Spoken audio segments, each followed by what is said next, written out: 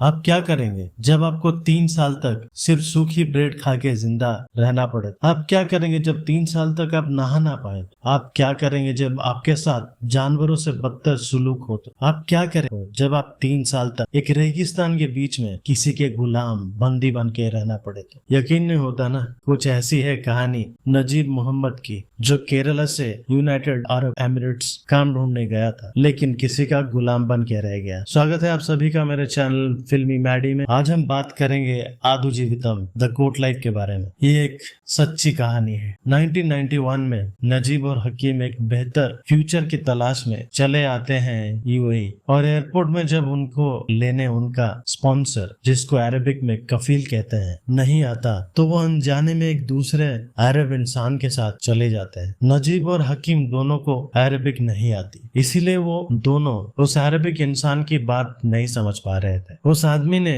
नजीब और हकीम को रेगिस्तान के बीच में ले गया और हकीम को किसी दूसरी जगह छोड़ दिया। जब नजीब ने उस आदमी को रोकने की कोशिश की तो उस आदमी ने नजीब को बहुत मारा। नजीब को यकीन नहीं हो रहा था उसके साथ ये क्या हो रहा था और क्यों हो रहा था। वो तो एक अच्छे फ्यूचर की तलाश में एक फैक्ट्री में काम करने आया था, लेकिन उसके साथ ऐसा क्यों हो रहा था? उस आदमी ने नजीब को एक दूसरे जगह ले गया। नजीब बार बार उस आदमी को समझाने की कोशिश कर रहा था कि उन लोगों से कुछ गलती हो गई है, लेकिन उसकी बात कोई नहीं सुन रहा था। नजीब को वहाँ पे एक बूढ़ा इंसान मिलता है जो भेड़ बकरियों की देखभाल करता था। नजीब को तब मालूम नहीं था कि बहुत ही जल्दी नजीब उस बूढ़े इंसान की जगह लेने वाला था। नजीब की सारी कोशिश उन लोगों को समझाने की नाकामयाब रही। जब भी कोई नया इंसान नजीब को दिखता, वो उससे मदद मांगता, लेकिन कुछ फायदा नहीं होता। धीरे धीरे नजीब ने उम्मीद छोड़ दिया वहां से बाहर जाने का। अपनी किस्मत को कोसते हुए वहां के काम सीखने लगा। डायरेक्टर ने नजीब की बेबसी को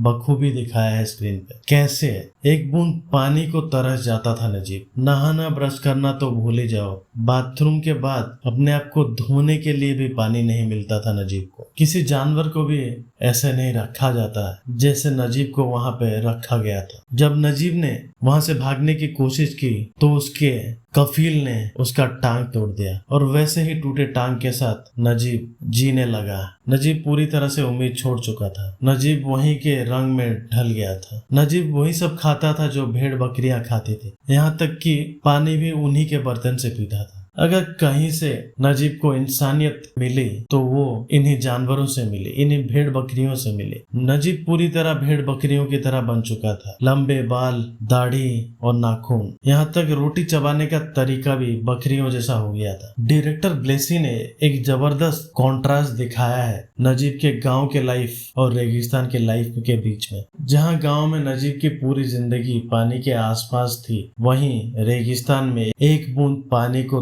तरस गया था नजीब। नजीब वहाँ कैसे जानवरों की तरह रहा और कैसे वहां से भागा, ये है पूरी फिल्म की कहानी। सेकंड हाफ थोड़ी सी लंबी लग सकती है आपको, लेकिन अगर स्क्रीन पे कोई एक चीज आपको बांध के रखती है तो वो है पृथ्वीराज सुकुमारन की परफॉर्मेंस की बात करें तो इस फिल्म के मेन स्टार है पृथ्वीराज सुकुमारन। क्या ट्रांसफॉर्मेशन की है इस फिल्म के लिए, पहले सीन से लेके लास्ट सीन तक। आप देख के हैरान रह जाएंगे, आपको यकीन नहीं होगा ये वही सेम एक्टर है जो पहले सीन में था। हैट्स ऑफ, क्या एक्टिंग की है। एक सीन में जब नजीब को 3 साल के बाद नहाने का मौका मिला तो वो अपने सारे कपड़े उतार के जब नहाने जाता है तो उस सीन में आपको पृथ्वीराज की एक एक हड्डी दिखती है। क्रिश्चियन बेल के लेवल की डेडिकेशन दिखाई है पृथ्वीराज ने। इतना एफर्ट डाला है पृथ्वीराज ने इस कैरेक्टर के लिए, इट्स क्वाइट कमेंडेबल। पृथ्वीराज के वॉइस में भी बहुत डिफरेंस। वो झूठ तो नहीं है, सच में यार वैसे ही होता है। पानी बहुत डिफरेंस आता है इतने सालों में। रेगिस्तान में रहने के बाद, क्योंकि उससे बात करने के लिए कोई नहीं था, इस वजह से शायद उसके वोकल कॉर्ड्स बैठ गए थे। इस लेवल की डिटेलिंग दिखाई है डायरेक्टर ब्लेसी। यहाँ तक पलक झपकाने का भी तरीका बदल गया था नजीब का। पूरी तरह से घोल के पी लिया था पृथ्वीराज ने नजीब के कैरेक्टर को। यहाँ तक कि बॉडी लैंग्वेज में भी काफी डिफरेंस था, स्टार्टिंग सीन से लास्ट सीन तक। इतने टाइम गुलामी करने के बाद, किसी के बंदी रहने के बाद झुक के खड़े होने की आदत हो गई थी नजीब को। इस सीन में अगर आप देखेंगे, जब एक इंसान नजीब की मदद करने आता है, वो कितना झुक के खड़ा होता है, डर के है, अपने हाथ जोड़ के खड़ा होता है। यहाँ तक कि पुलिस स्टेशन में भी झुक के खड़ा होता है नजीब का कैरेक्टर। इतनी गुलामी की उसको आदत लग चुकी होती है, कोई भी नया इंसान देखता है तो डर जाता है। इस लेवल की डिटेलिंग की है ब्लेसी ने और इस लेवल की एक्टिंग की है पृथ्वीराज ने। One of the best acting by any Indian actor. Hollywood actors को पीछे छोड़ दे ऐसी एक्टिंग की है पृथ्वीराज सुकुमारन ने। डायरेक्टर ब्लेसी ने 16 साल इस मूवी पे मेहनत किया है और वो आपको स्क्रीन पे दिखता है। हर एक चीज पे फुल अटेंशन दिया गया है, चाहे हेयर हो, बियर्ड हो, नाखून हो, कपड़े हो, खाना चबाने का तरीका हो, रिएक्शन टू सर्टेन थिंग्स। जैसे 3 साल के बाद अगर कोई इंसान नहाएगा तो कैसा फील करेगा,